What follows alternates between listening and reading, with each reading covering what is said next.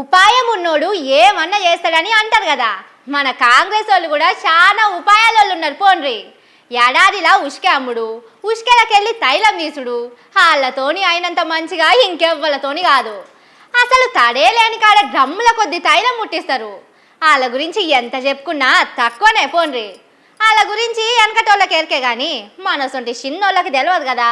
అందుకే వాళ్ళేందో అందరికి సమజేటట్టు చేస్తున్నారు. గాలొచ్చినప్పుడే తూర్పాల పట్టాలన్నట్టు చేస్తున్నారట సర్కారోళ్ళు. మరి సర్కారు ఎక్కువ రోజులు ఉండదనుకుంటున్నారో ఏందో గాని ఏడ ఎంత దొరికితే అంత సదురుతున్నారట.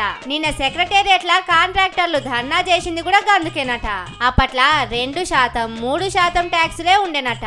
అటెనక 10% పెంచిండ్రట. ఇప్పుడు ఎకాఏకిన 20% పెంచిండ్రట. అంటే ఏ బిల్లు ఈడిపించుకోవాలన్నా 100కి 20 రూపాయలు కట్టాలన్నట్టు. 10 నుంచి 20% చేరింది కమిషన్ ఇప్పుడు అనేది ప్రజలందరూ మాట్లాడుకుంటున్నమాట. అటు తెచ్చిన అప్పులకు వడ్డీలు కట్టాలన్నాయే.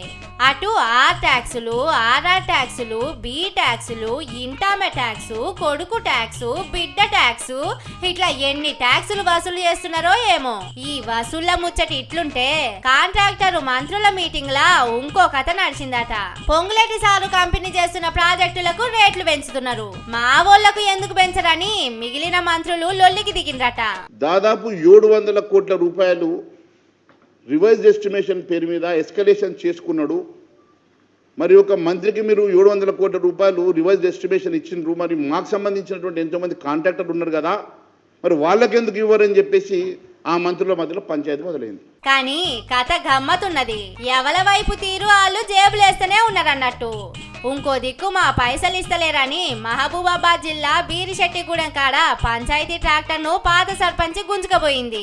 పాపం వాళ్ళ పైసలు ఇచ్చడానికి కూడా కమిషన్లు అడిగిండ్రు కావచ్చు. అందుకే ట్రాక్టర్ గుంజుకపోయిందని ఊరోళ్ళు అంటున్నారు. ఎటు చూసినా కమిషన్ల ముచ్చటనే వినిపిస్తున్నది. ఉత్తర చూసి ఎత్తర గంప అన్నట్టు ఇదే సందని గంపల కొద్దీ ఎత్తి గాదెలన్నీ నింపుకుంటున్నారని బయట పబ్లిక్ మాట్లాడుకుంటున్నారు.